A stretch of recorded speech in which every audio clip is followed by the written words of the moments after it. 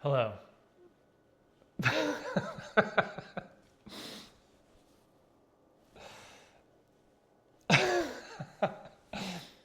um, I want to tell you about I want to tell you about something. Okay.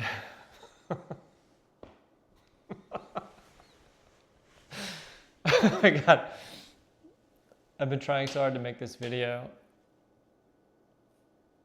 and nobody's even gonna watch it. Okay. Start again. I want to tell you about something called metabolic arbitrage. Now we can look at the two words to begin with. Metabolic in this context is referring to energy in living systems. So when you think about metabolism, we're normally talking about consuming food and then metabolizing that food, turning it into things we can use in our body, turning it into ourselves. And that involves a net energy gain to us.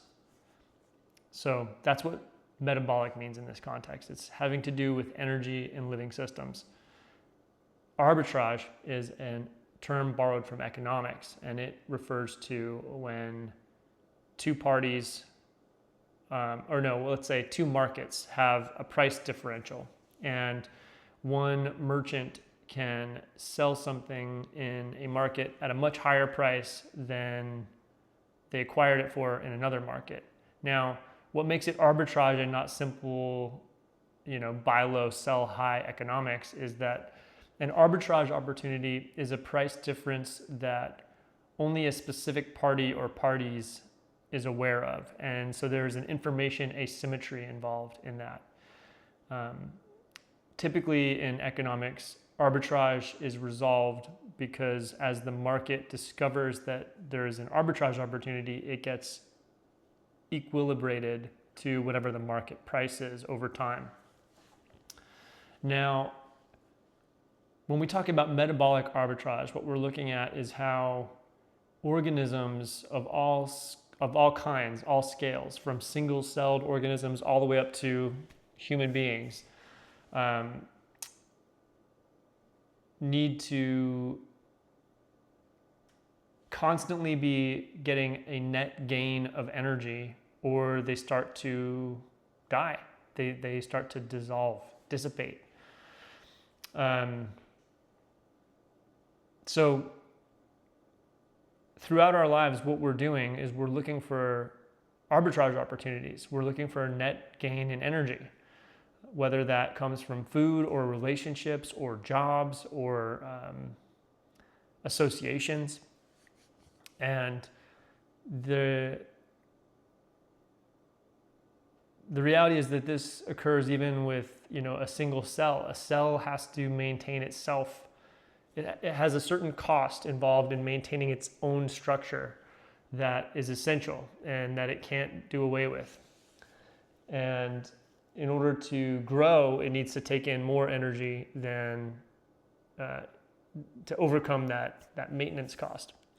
That's called the law of energy priority, and it's a background condition to metabolic arbitrage, which has to do with information asymmetries.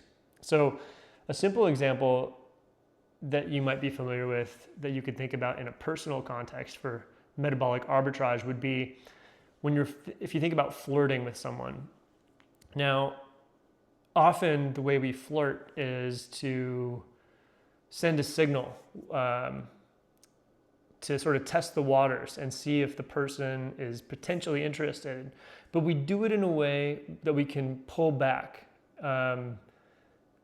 typically, so that there's a degree of plausible deniability about your motives if the other person is not receptive to your flirt or to your signal. If you do it with plausible deniability, you can write it off as, oh, I was just being friendly or something like that. And so that's a situation where we deploy an information asymmetry to test if there's a positive net energy gain on the other side of that equation. And that's kind of a harmless and simple example, but we see it constantly. Once you start looking for this setup where it's like one party creating an information asymmetry, they have knowledge that the other side does not have, and they're testing to see if they can exploit that knowledge for net energy gain themselves. Now that could be economic gain. That's a form of it. Stored energy. It could be gain in terms of food or other resources. It could be gain in terms of just other energizing things like enjoyment. Now, the way I express the law of metabolic arbitrage is through an inequality.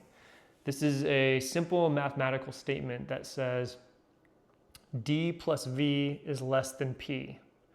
And D is the cost to deceive. V is the cost for others to verify. And P is the cost to produce. So when deception plus verification is less than production, this creates a situation where deception is selected and deceivers will win. They will gain a compounding advantage over people doing honest production. Now, this is an inescapable reality. It's more fundamental than a simple choice or a simple moral failing, because we see it even in simple organisms.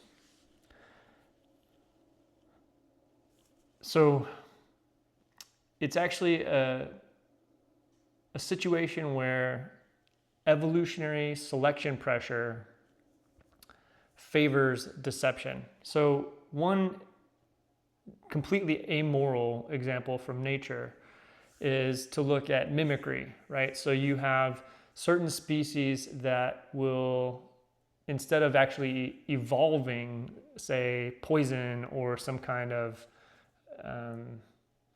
defense mechanism, some kind of costly defense mechanism, they'll just evolve a pattern that matches another species, so it makes them appear to be poisonous. And that's a form of metabolic arbitrage.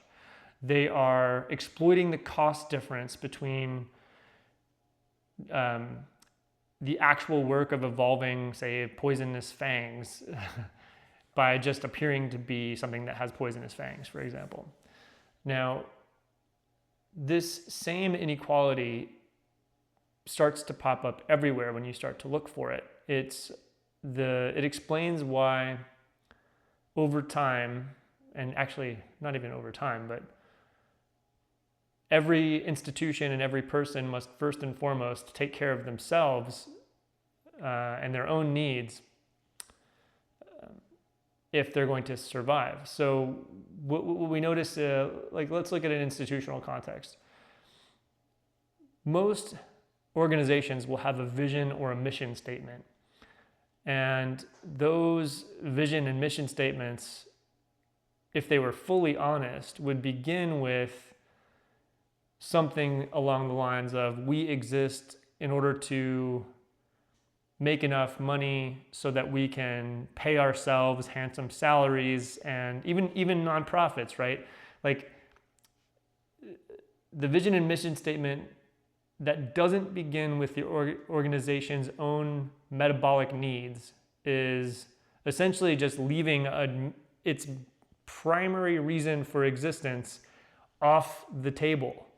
Now, we're all doing this, and we all have a kind of tacit agreement not to say the quiet part out loud when it comes to these things. So instead of saying, we exist to maximally exploit cost differentials and information asymmetries to gain as much as we possibly can while delivering our product, instead of saying something along those lines, people, will put forth a vision or mission statement that sounds much more noble and much more selfless than what's actually going on behind the scenes. we can get into why there's this, like why we're doing this. Actually, I'll just get into it right now. The idea, the reason that we all are kind of engaging in this way of not saying the quiet part out loud, it's the old see no evil, hear no evil, speak no evil adage. What that adage is really talking about is saying that by not revealing what's really going on, you're kind of protecting everyone else. It's like a mutual agreement. It's like a mutual non-aggression pact between aggressors is really what it is.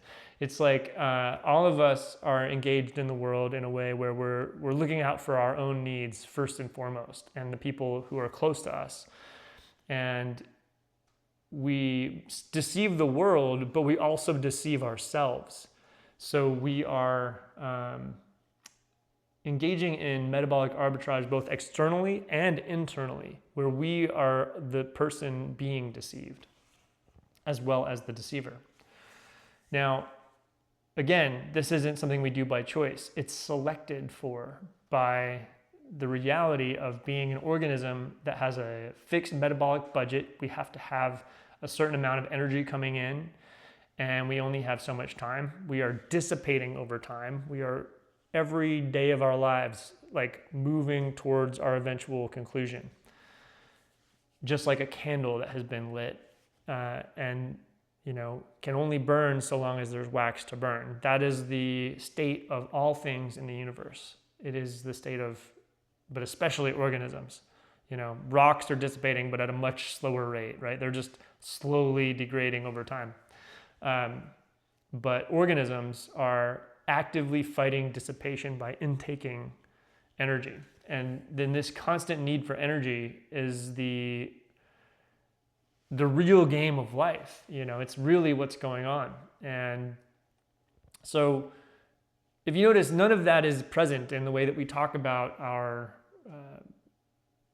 organizations. It's like so obvious that it's so core to what it is to be alive that we just ignore it, basically. We just assume that it's there, kind of, and it exists almost unconsciously. But I want you to think about this. Your assignment is to think about this idea of verification cost. That is the key piece that you maybe didn't see before, because you always knew that people sometimes slacked off and deceived, and you always knew that some people sometimes were productive. That's obvious. The thing that's less obvious is the importance of this verification cost variable. So it isn't just deception and production on either side of the equation. It's deception plus verification over here.